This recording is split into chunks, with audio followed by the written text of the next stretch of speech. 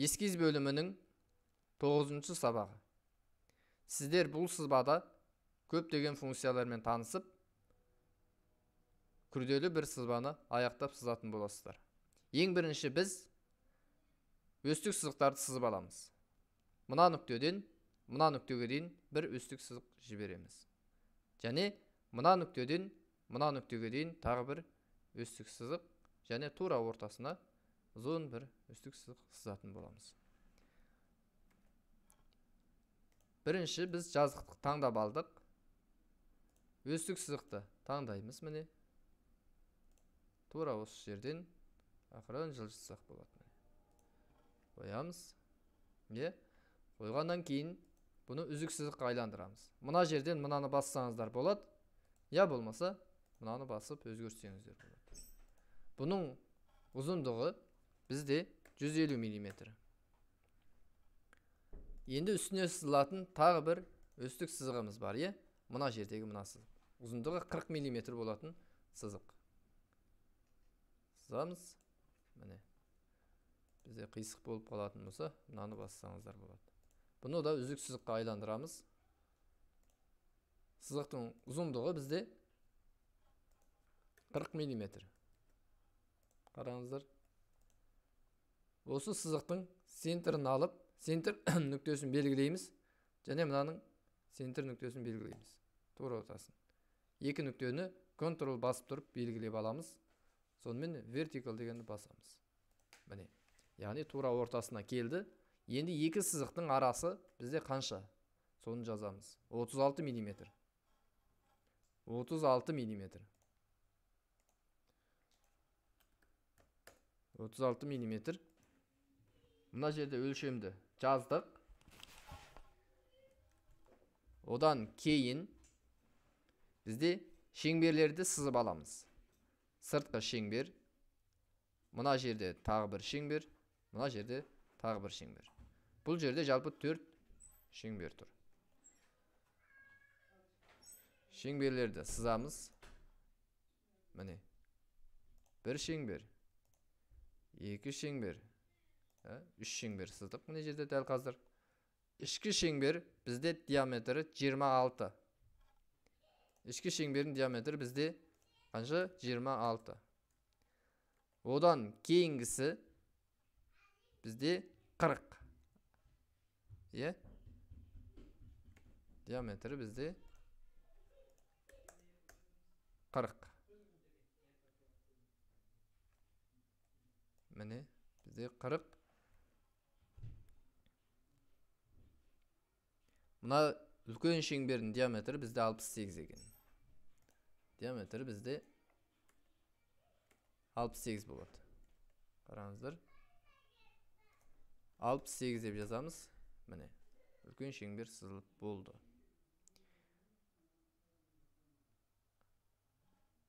Бұл жерде 45 градус дейді. 45 градустық сызық сызамыз. Қазір түзу сызық сызайық, міне. Өскі сызықтан біреу. Тура осылай қойып істейік. Сыздық. Енді мына жерге біз 45 градус деп жазсақ болады. Қараңыздар, жоқ, дұрыс болмай қалды. Горизонтал.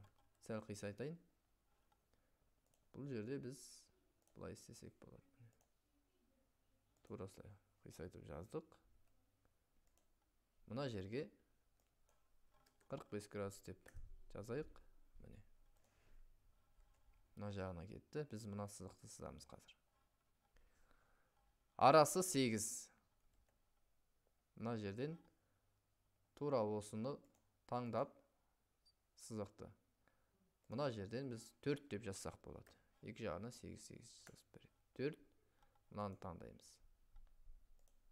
Қараңыз. Артық бөлімді кесіп тастауға болады.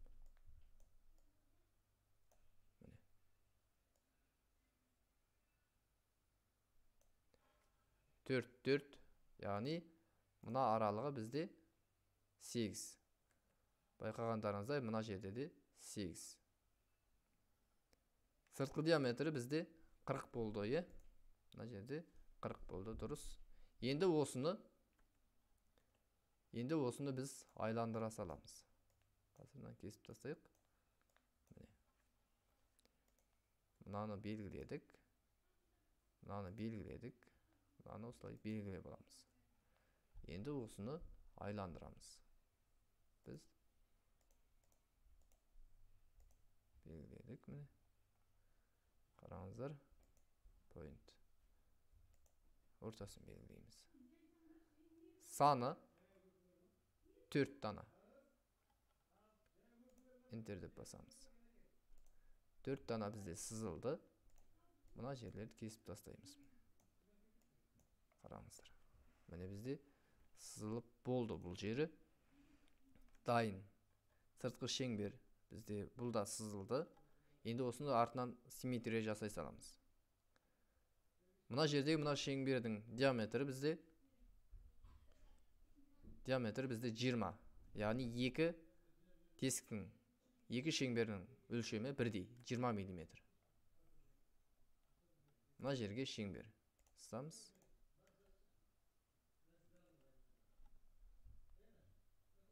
Шеңбердің өлшемі бізде 20 мм.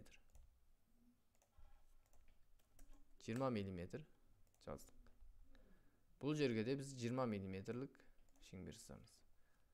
Ол үшін мынаның екеуін теңдей салсаңыз болады. Тең деп жаздық. Қараңыз. Ендігі шеңбер, тағы бір шеңбер сызамыз. Мына жерде доғаны. Яғни радиусы 17. Радиусы 17 деп берілген.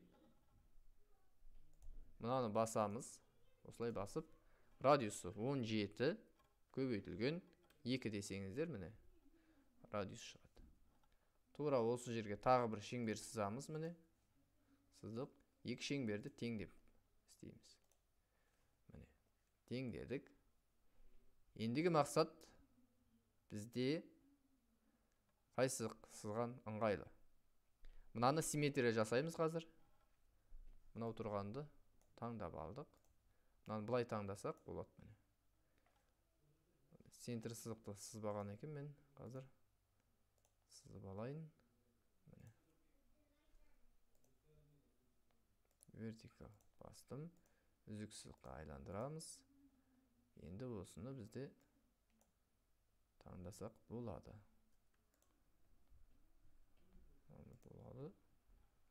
Симметрия жасаймыз қазір. Міне. Мына сызық таңдасаңыздар, симметрия жасалды бізде. Симметрия жасалды. Ендігі кезекте бізде не істеу керек? Ендігі кезекте бізге мынау доғаны сызу керек. Бұл доғаның өлшемі бізде қанша? Мынау үлкен шеңберді сызып алайық қазір. Радиусы бізде 40 дейді. Радиусы бізде 40. Мына жерде үлкен шеңбер бар. Радиусы 40. Міне. Радиусы 40. Қарып.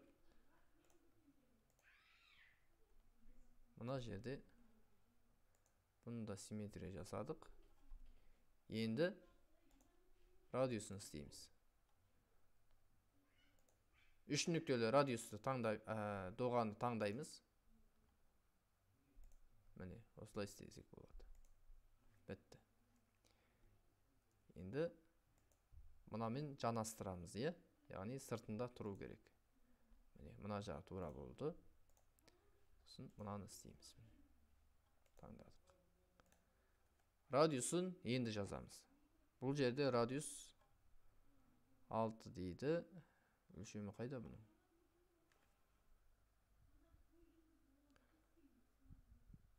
«166» дейді. Радиусы 166. Мына ішкі шеңбер, ішкі доғаның өлшемі 166 екен. Қазір бұны істеп тастайық. Мынадан мына жерге дейін бізде 166 дейді. Қараңыздар. Шеңберді алдық, доғаны таңдадық. Жанастырамыз, міне. Мұнаны таңдадық. Мұнаны белгіледік. Енді барып бізде радиусты жазсақ болады. Радиус бізде қанша? 166. 166. Таңдадық. Радиусы 166 болды. Енді бұның екі сызықтың арасы 6 дейді. Яғни радиусы 166 қосылған 6 деп жазсақ болады. Қараңыздар, бізде радиусы жазылды. Тура осылай мына сызықты сыздық. Енді мына жердегі доға қалды. Мына доға. Мына доғаның радиусы бізде 152 дейді. 152 дейді. Бұның центрі мына жақта. Бұны ең соңынан сызамыз қазір. Мынаны істедік. Ендігі мақсат бізде мына жерден бір сызық сызамыз. Бұның аралығы 85 дейді. Қараңыз қазір.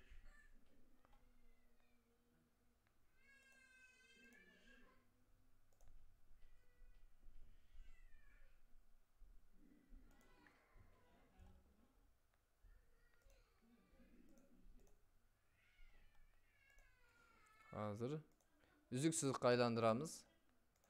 Мына екі сызықтың арасы, центр мен мынаның арасы бізде 85 мм. 85 мм. Аралығы 74. 74. Қараңыздар, 74 жаздық. Енді осы жерде тігінен түскен сызық бар.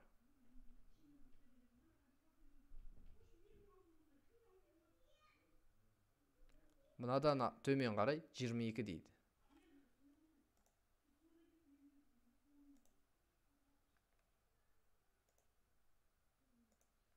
Төмен қарай бізде 22. 22 деп жаздық. Enter басамыз. Қараңыздар, сызылды. Арасы 48. Бір сызық сызамыз. Міне қараңыздар. Мынадан тура осылай ашып береміз. 48. Таңдаймыз. 48 бөлінген 2. Enter басамыз. Міне қараңыздар. Бұл жерде сызық сызылды. Мынадан мынау тік түсетін сызық. Міне. Яғни мына жерін өшіреміз. Мына жерін өшіреміз.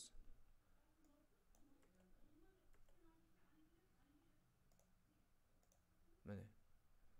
Өшіреміз. Мына жерінде өшіреміз. Мына жерде де, мына жерде де, мына жерде де, мына жерде де, мына жерде де, мына жағында, мына жағында, мына жағында барлығын өшіріп тастадық. Міне. Қазір көріңіздер. Міне.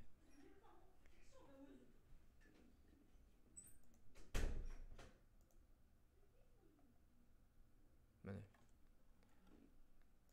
Мынау екі сызық, мына жердегі аралық бізде қанша еді? 22 болатын. Бұны жазып қойымыз керек міндетті түрде. 22 деп жаздық. 22 деп жаздық. Артық бөлігін мына жерді кесіп тастайық қазір. Міне. Мына жері сыздық. Енді не істейміз? Аралығы 74 болатын тағы бір сызық керек дейді бізге. Аралығы 74 болатын сызығымыз бар екен. Енді ішкі шеңбермен кетеді бұл. Тоқтасады. Мына нүктемен ішкі шеңбер. Мынаны басамыз. Басқаннан кейін түзу сызықпен доғаны, яғни осылай істейміз. Бұл жері сызылды. Енді не істеу керек? Сыртында 6 мм болатын сызықты жібере салайық. Сыртына қарай бізде 6 мм деп істейміз. Мынаны былай қарай 6 мм істедік. Қараңыздар, бастық. Міне.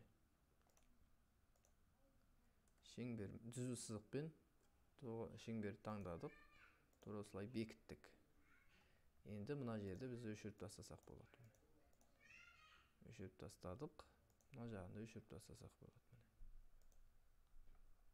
Көріңіздер, мына жағы сызылып болды.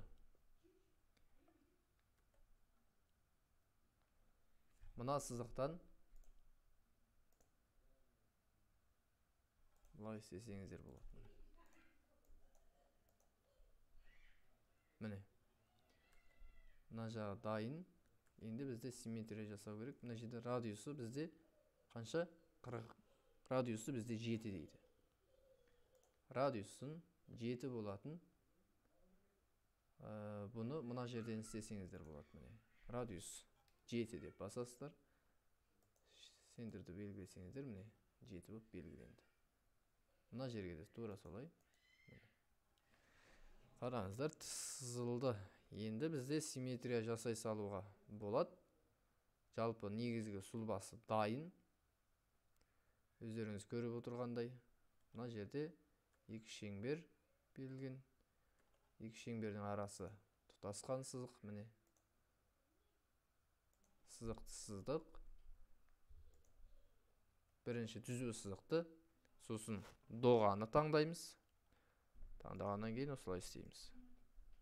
Таңдадық, тура осылай істедік. Мынаны басамыз. Қараңыз. Бұл жағы сызылып болды. Ендігі кезекте мынау 74 мм болатын жерге. 74 мм-ді қазір. Мынаны өшірейін мен.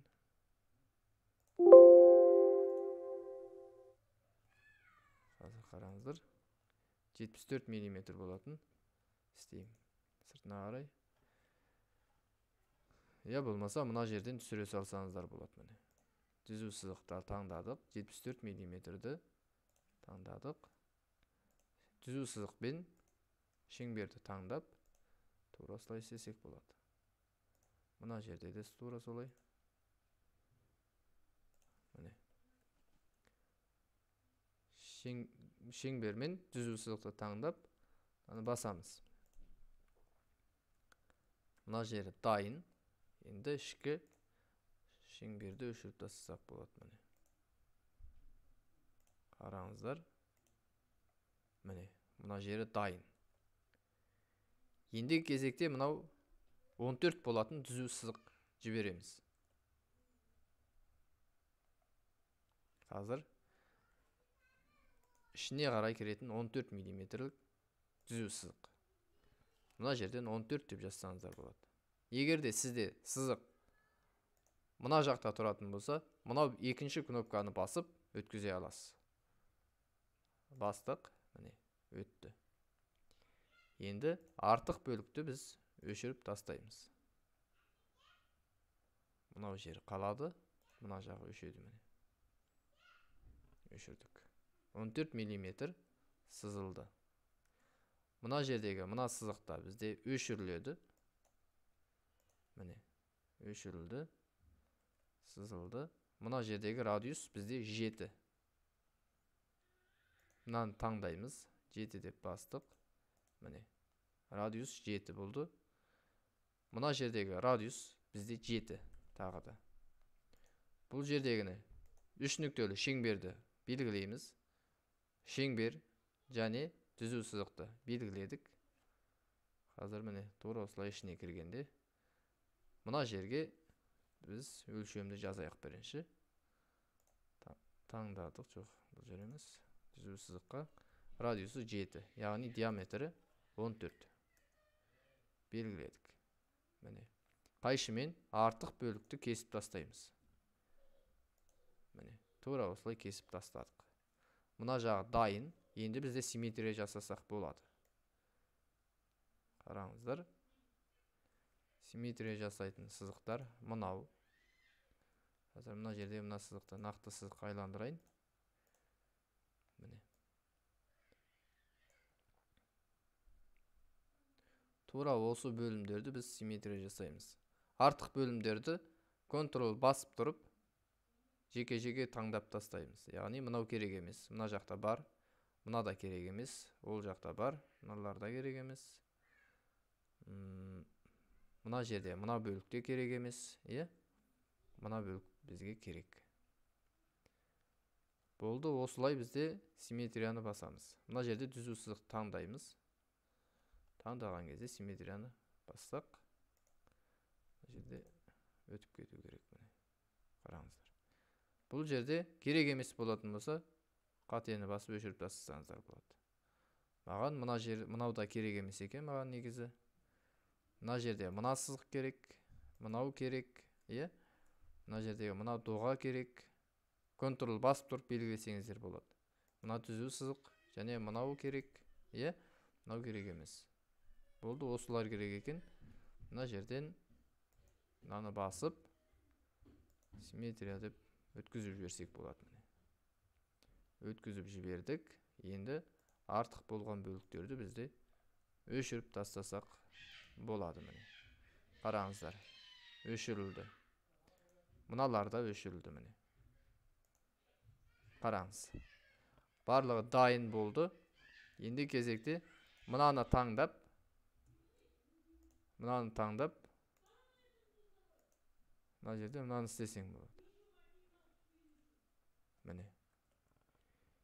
Енді кезекте мынаның несі қалды? Қазір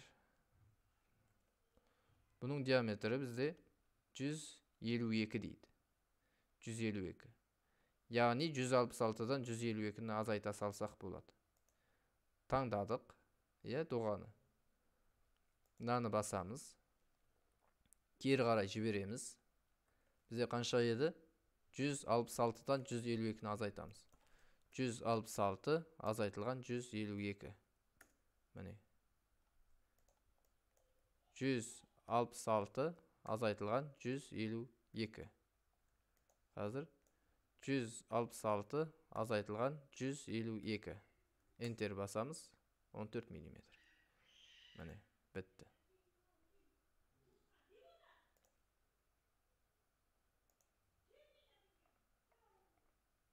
Осылай бізде істесек болады. Мына жерде радиусы бізде 6. Радиусы бізде 6. Ол үшін мынаны таңдап, жеке осылай істесек болады. Радиусы бізде 6. Окей дедік. Қайшымен керек емес бөлікті осылай бізде кесіп тастай аламыз. Мына жерге мына симметриямен өткізе салайық.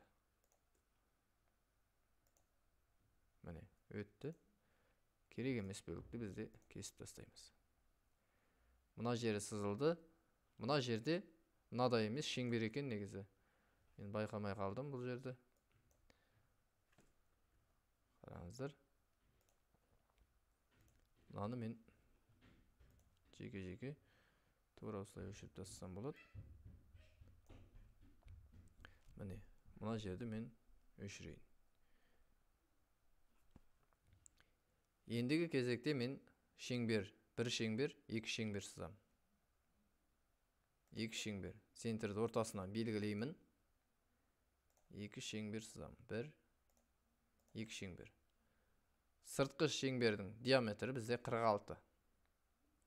Сыртқы шеңбердің диаметрі бізде 46. Enter басамыз. Ішкі шеңбердің диаметрі бізде 22. Ішкі шеңбердің диаметрі бізде 22. Enter басамыз. Қараңыздар, бізде сызылып болды. Енді сыртқы шеңбер бізде үзік сызық дейді. Үзік сызықты басамыз. Енді бір шеңбер сызамыз. Мына шеңбердің диаметрі бізде 12. Одан 6 дана дейді. Шеңбердің диаметрі бұлай ақырын жақындасаңыздар, сары шығады. Диаметрі бізде қанша? 12. Диаметрі 12-нің жартысы 6. Енді осыдан бізге 6 дана керек. Мына жерде центрді таңдап, мынаны өшіреміз. өшірмей мынаны таңдасаңыздар да болады. Мына жерге осы жерден 6 деп жаза салсаңыздар да болады. Я болмаса мына жақтан жазсаңыздар да болады. Міне тұр. Enter басамыз. 6 дана көшірілді. Яғни бізде сызба сызылып болды деген сөз. Міне. Мынау бар, анау бар. Барлығы сызылып болды. Бүгінгі сабақ эскиз бөлімінің 9-шы сабағы осымен тамам, яғни аяқталды. Енді мынаны сыртына шығайық. Міне, тура осындай болып шықты. Мына жерде мынадай бөлік қалып қалған. Осыны қайтадан біз ішіне кіріп өзгерте аламыз. Мынаны бассаңыздар болады. Сызықтың үстін бір басасыздар, мынадай бөлік ашылады. Мына жерде мынаны таңдайсыз. Міне. Мынаны біз үстінен бір басып, я болмаса қайшымен кесіп тастаймыз. Болғасын мынаны бассаңыздар, мынаны басасыздар, сыртына шықтық. Яғни бізде сызба осылай болды. Мына жерде бір сызба қалған, оны да біз кесіп тастай аламыз. Қайшыны аласыздар, сызықты белгілейсіздер. Қазір.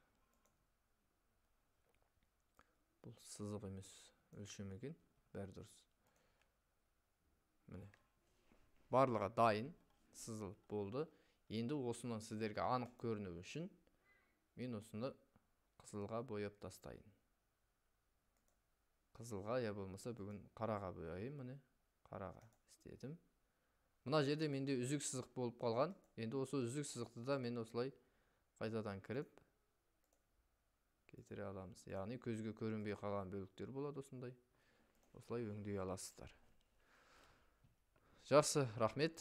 Назар қойып көргендеріңізге рахмет. Зейіндеріңізді ашсын.